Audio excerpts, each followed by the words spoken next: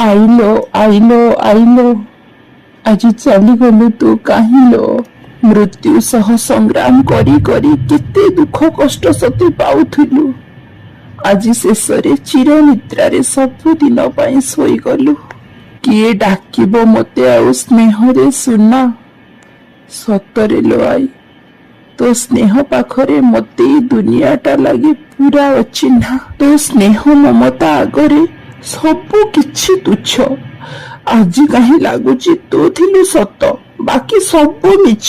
ଛୋଟ ପାଖରୁ ବଡ ହବା ଯାଏ ସବୁ ଅଳି ଅର୍ଦଳି ମୋର ସହିଛୁ।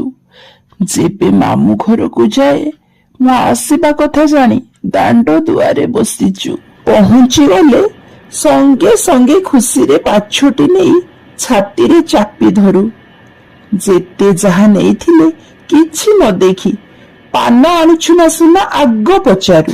ମୁଁ କହେ ହଁ ଲୋ ଆଇ, ସେଇଟା କେମିତି ଭୁଲିବି। ପାନ ନ ଆଣି ମୁଁ କଣ କେବେ ମାମୁଁ ଘର ଆସି ପାରିବି। ପାନ ଖାଇ ଖାଇ ସେହି ପାଟିରେ ମୋ ଗାଲରେ ଦେଉ ଚୁମା। ନାକ କାନ୍ଦୁରି ଭଳି କାନ୍ଦି କାନ୍ଦି କହେ ଆଇ, କଣ ଲଗେଇଦେଲୁ ମୋ ଗାଲରେ, ଲିଭୁ ନାହିଁ ଜମା। ତୋ କଥାରେ ନାତି ନାତୁଣୀ ଆସିବେ ବୋଲି ମାଇ ମାନେ ମୋର ହୋଇଯାଆନ୍ତି ତତ୍ପର। ମାମୁଁ ମାନଙ୍କୁ ପଠେଇଥାଉ ମାର୍କେଟ, ଯାଅ କଣ ଆଣିବ ମୋ ଜୀବନ ରଶ୍ମି ପାଇଁ, ତୁମ କାମ କରିବ ବରଂ ପଛର।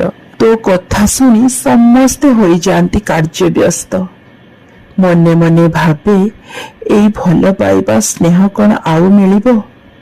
ଯେବେ ମୋ ଆଈର ହୋଇଯିବ ଅସ୍ତ, ନାତି ନାତୁଣୀଙ୍କ ପାଖରେ କେତେ ରାମାୟଣ ମହାଭାରତ ବେଦ ଗୀତା ଭଜନ ଗାଇଛୁ। ଆମେ ସବୁ କହୁ ଆଇଲୋ, ତୁ କି ସ୍ମୃତି ଶକ୍ତି ପାଇଛୁ। ଆସିଲା ବେଳେ ହାତରେ ମୁଠେଇ ମୁଠେଇ ଆଣି 500, 1000, 2000 ଟଙ୍କା ଧରେଇ ଦେବୁ। ଆଉ କହିବୁ ନେ ବିସ୍କୁଟ ମିକ୍ସଚର କିଣି ଖାଇବୁ। ମୁଁ ଥଟ୍ଟାରେ କୁହେ ଏତେ କମ ଟଙ୍କାରେ ତ ମିକ୍ସଚର ବିସ୍କୁଟ ହବନି। ତୁ କହୁ ମୋ ପାଖରେ ଆଉ ନାହିଁ, ତ ଅଜା ପରା ଏ ମାସରେ ପେନସନ ପାଇନି। ମୁଁ କୁହେ ଆଇଲୋ, ସତରେ ତୁ କେଡେ ନିର୍ମାୟ ମଣିଷ।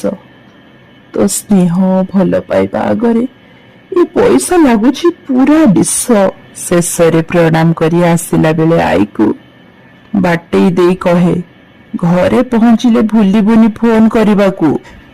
ଆଜି ଆଉ କାହାକୁ ଫୋନ କରିବି ଲୋ ଆଇ, କାହା ସହ ଘଣ୍ଟା ଘଣ୍ଟା କଥା ହେବି ଲୋ ଆଇ। ସତରେ ତୁ ଠକି ଦେଇ ଚାଲିଗଲୁ କେଉଁ ଏକ ଅଜଣା ରାଇଜକୁ ସବୁଦିନ ପାଇଁ। ଚିର ନିଦ୍ରାରେ ଶୋଇଗଲୁ।